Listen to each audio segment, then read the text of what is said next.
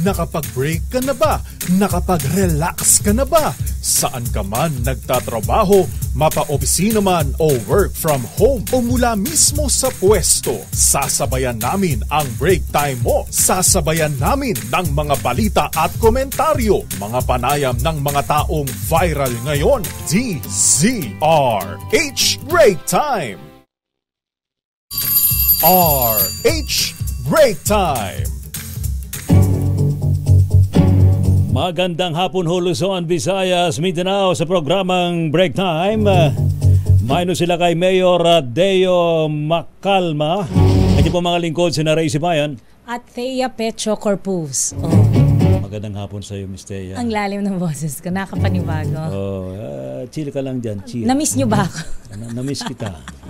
Ang lalim. Chill lang. Uy, uso ngayon ng mga ganyan, mga sakit-sakit. Kaya dapat pinalalakas ang ating immune system. Ano, yan, resistensya. Huwag magpupuyat, kakain ng masustansya. Tuloy-tuloy sa pagbabalita. Tuloy-tuloy sa serbisyo, sama-sama tayo, Pilipino. Sinasabayan na kita. Sa ating pong headlines, daan-daang libong mga pasahero dagsan na raw po sa mga bus terminal para sa idaraw sa barangay Sangguniang Kabataan Elections at maging sa Undas 2023. November 3, hindi deklaradong holiday ng Malacanang. Gayon din na October 31. Sorry. Ayos lang. Transport Group Pisto nagbanta ng malawakang transport strike kontra oil price hike. Presyo ng bigas namumurong tumaas bago matapos ang taon ayon yan sa Agricultural Group. Banat naman ni Congressman Pulong Duterte na huwag maging balat sibuyas. Niresbakan ni Congresswoman Franz Castro. Tatlong dating Bucor officials na may kasong direct bribery, sumurrender. Daan-daang pulis ikakalat naman sa Cotabato City kasunod ng pagpatay sa dalawang kandidato. Reward para matunto ng nawawalang beauty queen na si Catherine Camilon, tinaasan sa halagang 250,000 pesos. Isang bus na puno ng mga estudyanteng nasa field trip. Nako, nasunog sa Tagaytay. Buti wala namang nasaktan. Buti na. Lalaking nagbantang sa isang eroplano sa NAIA inaresto at pasasabugin. Naku. Oo, nagbantang pasasabugin. Pasasabugin daw niya yung isang eroplano sa NAIA. Inaresto at blacklist na ng immigration. At ngayon po sa detalye ng ating mga balita, nagsimula ng magdagsaan sa mga bus terminal ang mga pasaherong magsisipag-uwian para po sa Barangay Sangguniang Kabataan Elections. Sa Parañaque Integrated Terminal Exchange o PITX lamang, sinabi ni spokesperson Jason Salvador na abot daw po sa may 100,000 pasahero na ang inaasang bibiyahe ngayong araw. Inaasahan ding mas marami pang pasahero ang uuwi bukas na tinatayang abot daw po sa 1.6 milyong pasahero sa kabuuan. Nakabantay na po sa PITX at iba pang mga bus terminal, mga tauhan ng MMDA, mga pulis at maging K9 units ng PNP para matiyak ang seguridad ng mga pasahero sa mga bus terminal. Samantala, nag-inspeksyon ang mga tauhan ng Department of Trade and Industry sa mga tindahan ng bulaklak sa Dangwa sa Maynila ilang araw bago mag-undas. Tiningnan ni DTI Assistant Secretary Mary Jean Pacheco at Director Philip Sawali ng Fair Trade Enforcement Bureau ang presyuhan ng mga bulaklak. Sa pag-iikot ni Pacheco, sinabi ng ilang nagtitinda na ang ilan sa kanilang mga bulaklak ay darating pa lang kaya wala pang paggalaw sa presyo. Nilinaw ng DTI na hindi naman sakop ng Suggested Retail Prices o SRP ang bulaklak maliban na lang kung may magreklamo na consumer. Ayon sa tinderong si Genesis Veneracio, nasa 200 pesos ang dosena ng puting rosas. 250 pesos naman ang dosena ng pulang rosas, 300 hanggang 500 ang one-sided design at 800 pesos ang special. RH Break Time! May pasok! May pasok! Ayan, tayo yun. May pasok tayo. Sa November 3, 2023, araw ho yan ng Biyernes sa susunod na linggo. Kinumpirma ni Executive Secretary Lucas Bersamin na hindi deklaradong holiday ang November 3. Ipid na araw ang nasabing petsa mula sa November 2, Huwebes, na special non-working day at ng weekend. Nakikinig ka pare ha. At ng weekend November 4 and November 5. Bukod sa November 3, may pasok din sa October 31. Kaya yung long weekend, di naman long weekend. Sabado, Linggo, Lunes, yan. Yung Martes may pasok. Samantala, pinulong ng Metropolitan Manila Development Authority ang pamunuan ng mga mall sa Metro Manila. Ito'y bilang paghahanda sa ipatutupad na adjusted mall operation hours na 11 a.m. to 11 p.m. simula November 13 hanggang January 8. Nilinaw ni MMDA Traffic Discipline Office Director Attorney Victor Nunez na pwede pa ring mag-operate ng alas 9 ng umaga ang mga botika, supermarket at mga satellite office ng mga ahensya ng gobyerno.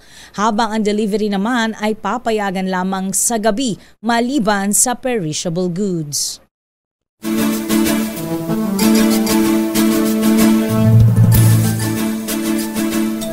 Idinepensa naman ni Metro Manila Council Chairman at San Juan Mayor Francis Zamora ang desisyon ng Metro Mayors na taasan ng multa sa EDSA busway.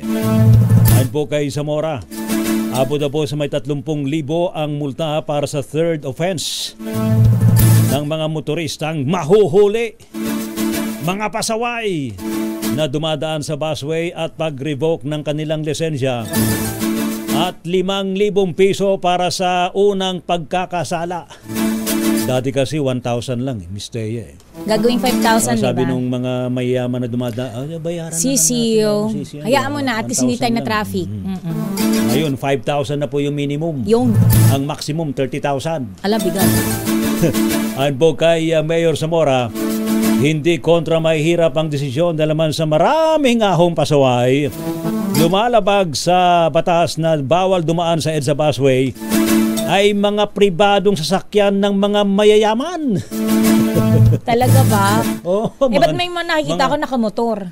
Oo nga, no? May mga nakamotor din. Wala yan sa yaman, hirap. Pero ano pasaway din eh. Oo, ang pagiging pasaway, wala pero naman. Pero marami kasi mga naka-SUV, ano ha? Abay, madaling magbayad ng 1,000. Sa kanila yon. Oo, di ba? Hindi naman anya tataasan ng multa sa EDSA busway kung walang pasaway na mga motorista. Alam nyo, Lakay, no? Wag po natin sasabing anti-poor sapagkat wala naman pong mumultahan kung wala ho nagpapaki. So, ang importante, wag po tayo mag-violate. No? Wala naman pong multang ipapataw sa taong hindi naman po mag-violate. Yun. Yan po ang tinig mga kaibigan ni San Juan Mayor Francis Zamora.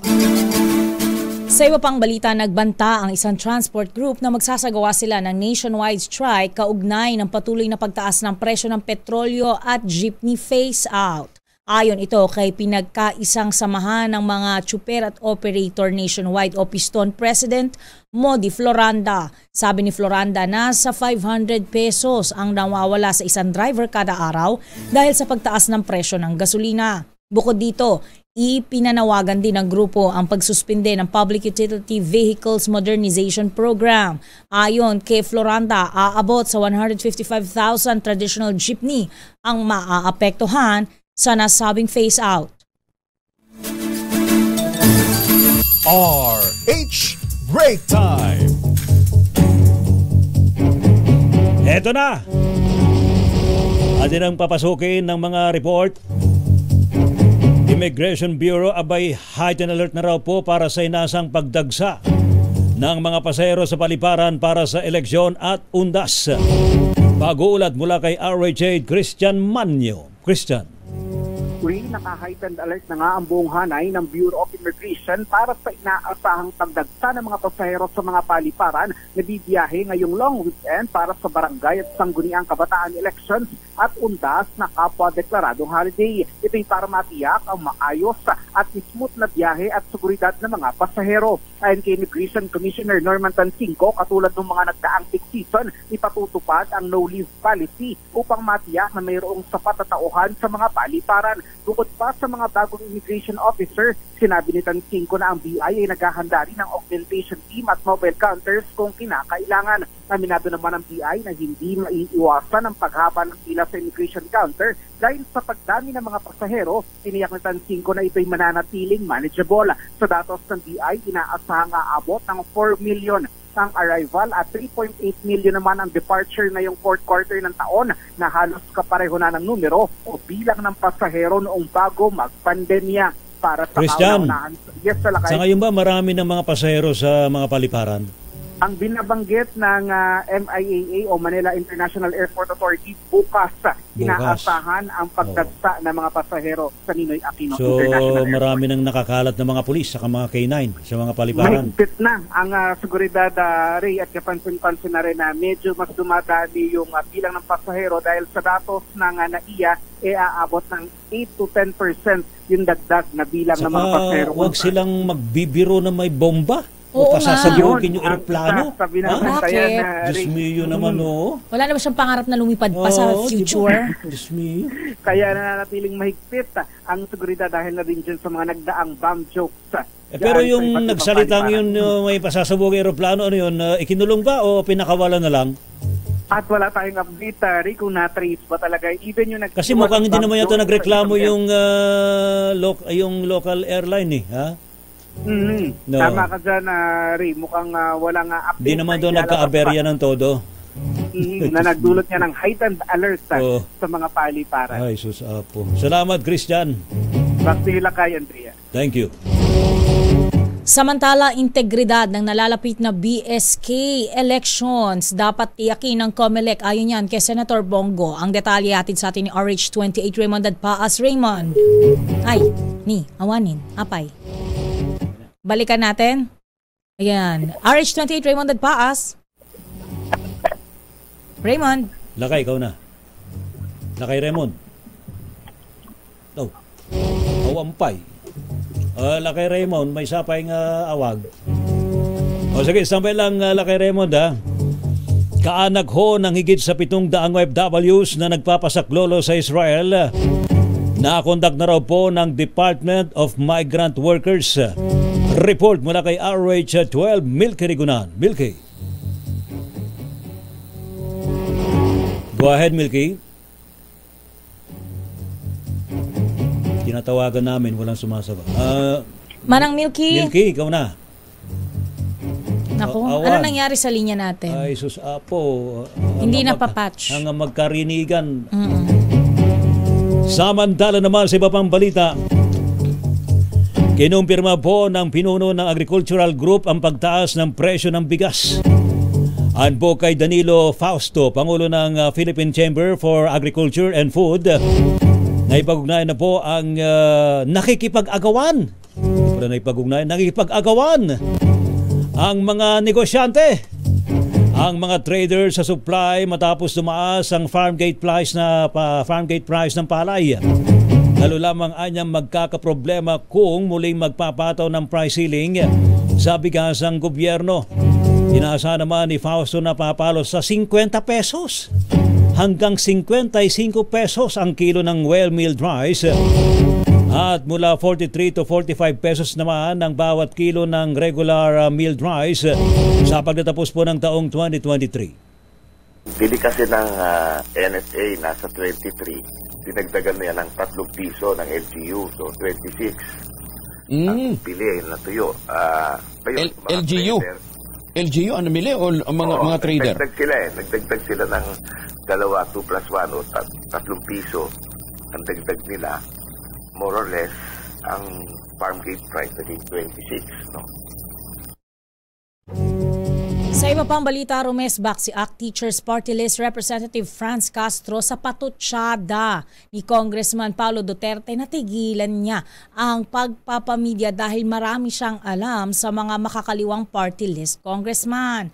Ayon kay Castro, baka panibagong kaso na naman ito ng red tagging. Matatanda ang sinabi ni Congressman Duterte na huwag maging balat sibuyas si Castro matapos nitong sampahan ng kaso ang ama nitong si dating Pangulong Rodrigo Duterte.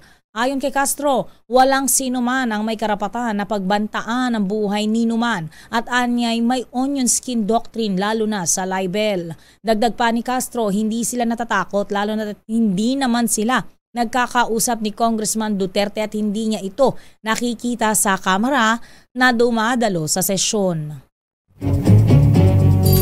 RH Break Time. Standby pa rin po sa mga report ng ating mga tagapagulat. Standby pa rin po sa iba pang mga balita mga kaibigan sa break time. Ngayong thank God it's Thursday. Kala mo Friday na. Friday na.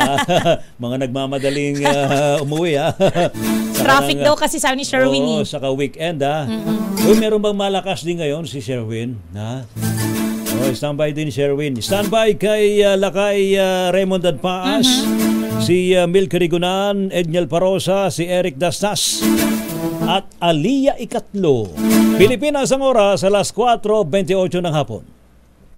H Break Time. Ang nyo pa rin po mga lingkod, sina Ray Sibayan At Thea Pecho Corpus. Tuloy-tuloy sa pagbabalita. Tuloy-tuloy sa serbisyo, sama-sama tayo, Pilipino. Sa ngalan po nila kay Mayor Deo Macalma. Ating pong mga kaibigan mga report mula po sa ating mga tagapagulat. Integridad ng nalalapit na BSK election dapat daw pong tiyakin ng COMELEC. Report mula kay RH28, Lakay Raymond Adpaas. Lakay Raymond.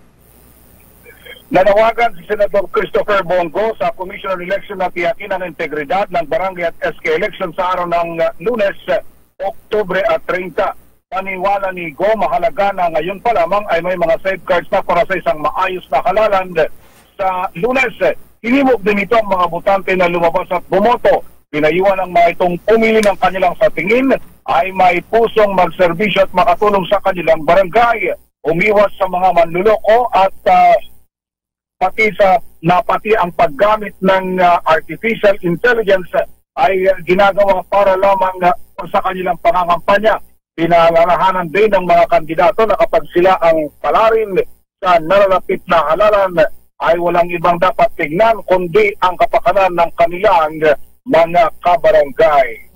Para sa kauna-unahan sa Pilipinas, DZRH, ito si Raymond Adpaas, tuloy-tuloy sa pagpabalita, tuloy-tuloy sa serbisyo, sama-sama tayo, Pilipino.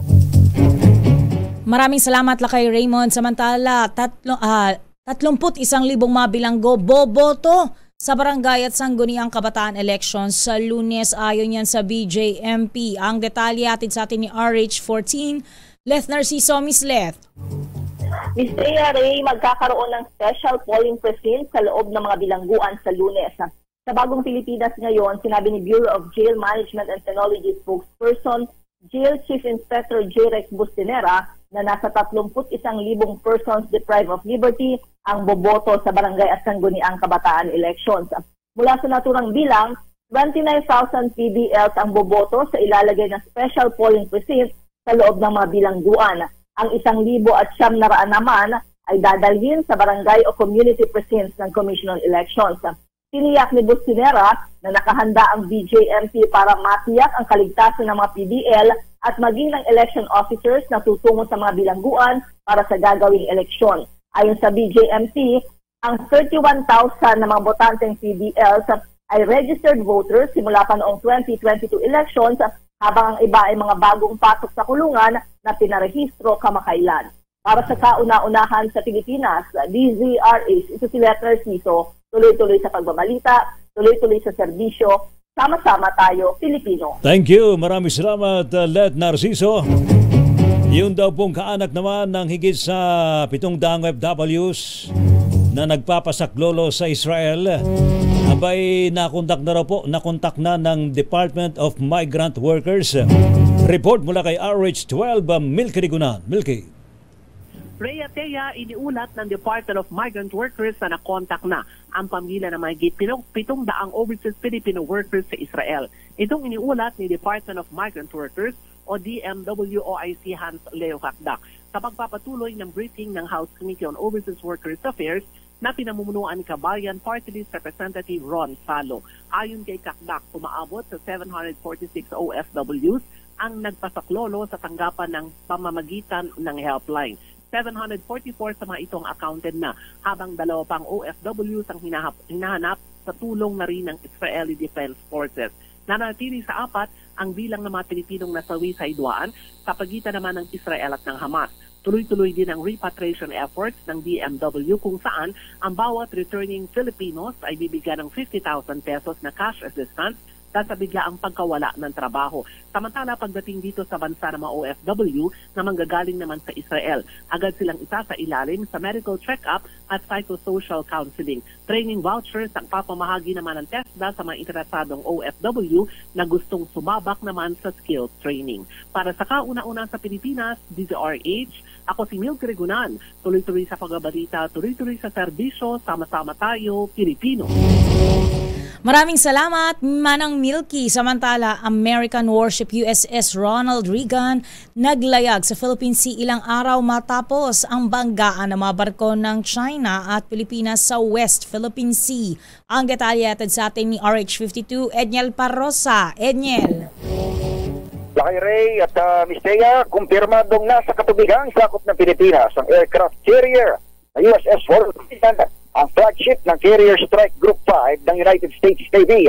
Batay sa mga larawang na SOH News mula sa US Navy at US Department of Defense, 3 araw na palang nasa Philippine Sea itong American warship.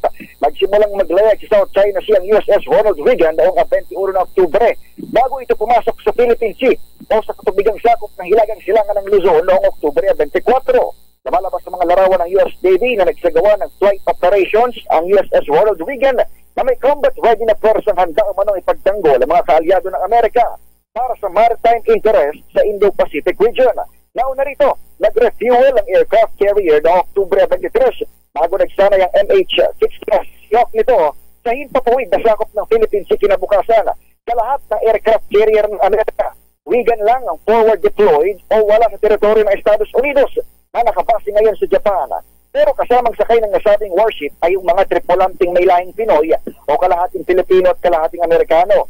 Naunang sinita ng China ang presensya ng Ronald Reagan sa South China Sea dahil sa pagbibigay umano nito ng maling impresyon para tumapang ang Pilipinas base sa artikulong nakapaskil sa English language state media ng China at the Global Times. Inaantabayaran pala kay Ray at Miss Thea kung dadaong sa Maynila ang barkong pangdigmang huling bumisita sa Philippine capital noon pang nakaraang taon. Nagsagawa ng operasyon ng USS Ronald Reagan sa Philippine Sea ilang araw matapos ang bangga ng mga barko ng China at Pilipinas malapit sa Ayungin Shoal noon lamang araw ng linggo. Ayun. Para sa kauna-unahan sa Pilipinas, DZRH, ito si Edniel Parrosa. Tuloy-tuloy sa pagbabalita, tuloy-tuloy sa serbisyo. Sama-sama tayo, Pilipino. Thank you. Salamat, Edniel Parrosa. Judge daw ho ng Quezon City RTC kinasuhan sa Judicial Integrity Board ng Supreme Court dahil daw po sa pamimeke ng mga dokumento. Hala, Diyos mio naman, no. Narekto na? Narekto na. Bakit? Narekto University na ba? Oo, bakit? Ating alamin sa report ni RH5, Val Gonzalez. Val. Dumulog sa Supreme Court si Attorney Levito Baligod para kasuhan ng administratibo si Quezon City Regional Trial Court Branch 92 Judge Ralph Lee dahil sa falsification of documents. Ito'y may kaugnayan sa nilabas na writ of execution ni Judge Lee kaugnay sa 7 hektaryang lupain na pagmamay-ari ng pamilya ni Attorney Baligod sa New Manila, Quezon City. Sa kanyang reklamo, tahasang inakusahan ni Attorney Baligod ang West na umano'y gumamit ng mga falsifikadong dokumento para paboran ang Titan Dragon Corporation na naghahabol sa 7 hektaryang lupa na nakapangalan sa biyanan ni Attorney Baligod na si Mrs. Marlina Veloso Valenzuela. Ayon kay Attorney Baligod, nilabas nitong si Judge Lee ang rules of court nang maglabas ito ng desisyon kahit hindi pa naisasagawa ang kailangan pang mga pagdinig na una nang ipinag-utos ng Korte Suprema. Bukod kay Judge Lee, magsasampa rin ng kasong administratibo si Attorney Baligod laban kina NCRPO Chief Police General o itong si NCRPO Chief Police Brigadier General Milencio Nartates Jr. at Quezon City Police District Director Red Maranan matapos pwersahang palisin siya at kanilang mga gwardya sa nasabing lupa. Kahapon ay napalis na ang kampo ng biyanan ni Atty. Baligod sa pinagtatanong lupa matapos na ipatupad ng sheriff ang writ of execution na inilabas ni Judge Lee. Kaugnay nito hiningi ni Baligod sa Korte Suprema na patawan ng parusa si Judge Lee at magtalaga ng ibang huwes na didinig sa kanilang nakabimbing kaso. Para sa kauna-unahan sa Pilipinas, DZRH, ako naman Val Gonzales, tuloy-tuloy sa pagbabalita, tuloy-tuloy sa serbisyo. Sama-sama tayo, Pilipino. Samantala, polis na nakapatay sa kapatid ng live-in partner arestado sa Laguna. I-detalye mo, Eric Dastas. Eric. Kaya isang insidente na ng pamamaril ang naganap kaninang madaling araw sa lungsod ng Pasay na kinasakutan ng isang pulis na kinilalang si Police Staff Sergeant Ruel Pamatiga Lacuesta, 45 taong gulang, miyembro ng Philippine National Police o PNP na nakatalaga sa RPHAS sa National Capital Region Police Office. Kinilala nito si Regional NCRPO Police Brigadier General Jose Melencio Nartates Jr. ang nasawing biktima na si Ramon Salumbides Tebes at habang sigutan naman si Jeven Salumbides Tebes ang live-in partner ng agad ipinag-utos ni General Nartates ang agarang pagdakip sa naturang suspect kung kaya kaninang umaga ay agad itong sumuko. Natunton ng kinaroroonan na naturang suspect sa barangay Mamatid, Kabuyaw, Laguna matapos ang insidente ng pamamaril. Kasama rin isinuko ni Lacuesta ang kanyang service firearm na kalibre 9mm Pietro Beretta.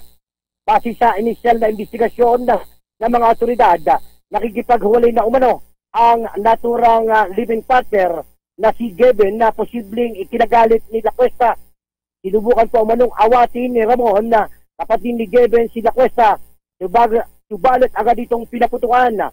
Maharap naman si Lacuesta sa kasong murder, attempted murder, Republic Act 9262 o Violence Against Women and Their Children, Republic Act 10591, kaugnay ng Republic Act 76166 o Omnibus Election Code at ngayon ay isa sa ilalim na sa inquest proceeding sa sandaling makompleto na ang mga dokumento. Para sa kauna-unahan sa Pilipinas, DZRH, ito si Eric Dastas. Tuloy-tuloy sa pagbabalita, tuloy-tuloy sa serbisyo, sama-sama tayo, Pilipino. Thank you, Eric Dastas. RH Break Time. Standby pa rin po sa iba pang mga balita, mga kaibigan, sa Break Time. Yung banat ni Congressman Pulong Duterte na wag maging balat sibuyas. Niresbakan daw ho ni Congresswoman Franz Castro. Tatlong dating Bucor officials na may kasong direct bribery, sumurrender na. Daan-daang pulis ikakala daw po sa Cotabato City kasunod ng pagpatay sa dalawang kandidato. Yun hong reward para matunto ng nawawalang beauty queen na si Catherine Camilon. Inaasan sa halagang 250,000 pesos. Okay, sana ay makita na, no, ha? Sana. October 12 pa nawawala. Na sana safe din siya. Oo, sana safe naman siya, no, ha? Isa namang bus na puno ng mga estudyanteng nasa field trip, abay nagliyab, nasunog. Diyan po sa Tagaytay, buti na lang sila po ay ligtas lahat. Isang lalaking nagbantang pasasabugin ng isang eroplano sa NAIA, inaresto at sa blacklist na raw po ng imigrasyon. RH Break Time. Pilipinas, ang oras, ganap na pong 10 minuto bago sumapit ang alas 5. Break Time. Sa ating pa rin po mga balita, mga kaibigan, sa programang Break Time, kinumpirma ng pinuno ng Agricultural Group ang pagtaas ng presyo ng bigas. At po kay Danilo Fausto, Pangulo ng Philippine Chamber for Agriculture and Food, naipag-agawan na raw po ang mga traders sa supply matapos tumaas ang farm gate price ng palay. Samantala naman, ide-deploy po ang karagdagang 300 pulis Sa Cotabato City, kasunod po ng naitalang election-related incident na ikinamatay ng 2 kandidato sa barangay at nasa barangay. Ito po'y 2 kandidato sa pagka-barangay Kagawad. Ayon po kay PNP spokesperson Colonel Jean Fajardo, ang naturang hakbang ay upang matiyak ang seguridad para sa barangay at Sangguniang Kabataan elections sa Lunes. Bukod po dito ay magpapakalat din ng mga tauhan ng PNP Special Action Force at Philippine Marines. Nasa yellow category naman ang barangay Rosary Heights 12 sa Cotabato City, kung saan nangyari po ang pamamaril matapos pagbabarilin ng mga biktima dahil lamang sa campaign posters. Samantala, blacklisted at arestado ang isang lalaki na nagbantang pasasabugin ng isang eroplano sa Ninoy Aquino International Airport. Ayon sa Aviation Security Group ng PNP na late umano ng pagdating sa airport si Lester Morales para sa kanyang flight patungong Tacloban. Ipinaliwanag ng isang staff ng Air Asia Philippines na kailangan niyang mag-rebook ng flight. Bago umalis sa airline counter, narinig ng staff ang suspect na nagsalita ng gusto nitong pasabugin ang eroplano. Agad itong inireport sa Aviation Security na hinanap at kinausap si Morales. Sa kabila nito, hindi nakakasuhan ng Air Asia si Morales dahil hindi naman naapektuhan ang operasyon ng airline company. Pero bawal yan, ano? It's not a joke. Any word about bomb or bomba? Oo, pasabog, ganyan. Kung bomb joke yan, hindi rin po pwede. Naku naman, no? Sa halip na makalipad ka na. Paano? Wala na. No, ano? Rebook ka lang dapat. Ngayon, no book na. Naku, paano kung blacklisted ka pa? Ayun na. Naman, no. Kawanin. Tinaasan po ng hanggang 250,000 pesos ang reward para sa sinumang makapagbibigay ng impormasyon sa nawawalang beauty queen na si Miss Catherine Camilon. Nagdagdag po ang Presidential Anti-Organized Crime Commission ng reward na 50,000 piso. Una po rito ay nagbigay nga po ng tig 100,000 piso si Batangas Vice Governor Mark Leviste at isang grupo ho ng mga negosyante para sa mabilis na paghahanap kay Miss Catherine. October 12 nang mapabalitang nawawala si Catherine Camilon at mayroon na raw pong person of interest ang mga otoridad sa patuloy nilang investigasyon. Samantala, nasunog ang isang bus na puno ng mga estudyante na may field trip sa Tagaytay City. Batay sa inisyal na investigasyon, nagkaroon ng diferensyang naturang bus kaya may biglang umusok ang likurang bahagi nito. Agad namang pinababa ang 47 estudyante, guro at tour guide hanggang sa tuluyang masunog ang bus kaya walang nasaktan. Sakay ng bus ang mga high school student mula sa Sacred Heart Academy sa Santa Maria, Bulacan na may field trip sa Tagaytay. Hindi walang nasakutan. Oo nga, no? Hirap niya, puro estudyante yan. No? Pero nagsimula raw yung sunog yata sa bandang likuran. Ng bus. Sa may makina yon kung ganun. Oo. Ano nangyari? Nag-overheat siguro? Siguro, ano? Naku. Sumurrender na raw po ang 3 dating opisyal ng Bureau of Corrections na ipinaresto ng hukuman sa kasong bribery. Ang Bucor officials po ay kinilalang sina Armory Chief Alex Hizola at Corrections Officers Arcel Acejo Hanero at Henry Escrupulo.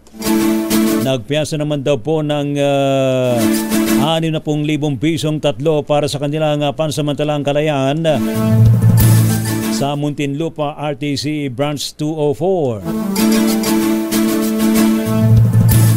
Una po rito ay naaresto daw po si Hanero sa entrapment operation matapos maaktuhang tumanggap ng 6,500 pesos kapalit ng issuance ng short firearms. Samantala, bubuhayin ng National Electrification Administration ang 24-hour power situation monitoring upang matiyak na walang aberya sa kuryente sa botohan ng barangay at sangguniang kabataan. Nagpulong na ang NEA at 121 electric cooperatives ukol sa formal na activation ng system simula bukas October 27. Sabi ng NEA, nagsagawa na rin sila ng dry run ng 24-hour power system kahapon alinsunod sa resolution ng COMELEC sa paghahanda para sa BSK elections. Inorganisa ng NEA ang Power Task Force Election 2023 noon pang August 29 bilang paghahanda sa gaganaping halalang lokal. At ngayon, heto na siya. Ayan na. Ang pinaka sa mundo ng showbiz. Pinakabago at pinaka-latest. Mainit-init pa. Showbiz. Showbiz. Showbiz. Report. 60 days before Christmas. Handang-handa ka. At ang balita ni Aliyah Ikatlo ay ito. Handang-handa ka sa countdown. Oo naman. 60 days sakto? 60. Wow. 6 na po. Wow. Kaya hindi ko mapalampas 60 days. 60 days. Mm-hmm. Marian Rivera at Heart Evangelista nagkaayos na. Yun? Bakit? Magulo ba sila lahat? Nag-away ba sila? Nag-away ba sila? Finalo na ang isa't isa sa Instagram. Ay, napalambas yan ngayon. I follow you, you follow me. Oo, if you follow each other, pag may follow back I follow you, you follow me. Pag mayroong ganyan nagaganap, bate-bate. Kapag walang paluan, hindi bate. Idetalye mo, Aliyah Ikatlo, the 4th. Lakay at Miss Thea, tama kayo dyan. Trending na trending ito ngayon sa social media. At nagbubunyi ang mga fans sa latest update tungkol kay Marian Rivera at Heart Evangelista. Walang takas talaga sa mga netizen ang ganap sa mga artista dahil napansin na magka-followan na nga ang dalawa sa Instagram. Isang surprise development ang pag-follow nila sa isa't isa sa social media matapos ang ilang taong alitan umano nito. Matatanda ang huling nagkatrabaho sina Heart at Marian noong 2011 pa sa isang pelikula. At noong June 2011, napaulat kasi na sinabi ni Heart na excited na raw siyang makatambal sa upcoming project si Ding Dong Dantes. At dahil umano dito, ay pinagbantaan ni Marian si Heart. Lumabas naman sa mga report na kinumpunta daw si Marian ng ina ni Heart na si Miss Cecil Ong Tauco habang nasa airport at sinabihan nito na lumayo sa kanyang anak. Pero dininay noon ni Heart at ng kanyang ina ang nasabing insidente. At mula noon ay hindi na nagkaroon ng project na magkasama sina Marian at Heart Evangelista. Para sa Breaktime Showbiz, ito si Aliyah Ikatlo, tuloy-tuloy sa pagbabalita, tuloy-tuloy sa serbisyo. Sama-sama tayo, Pilipino.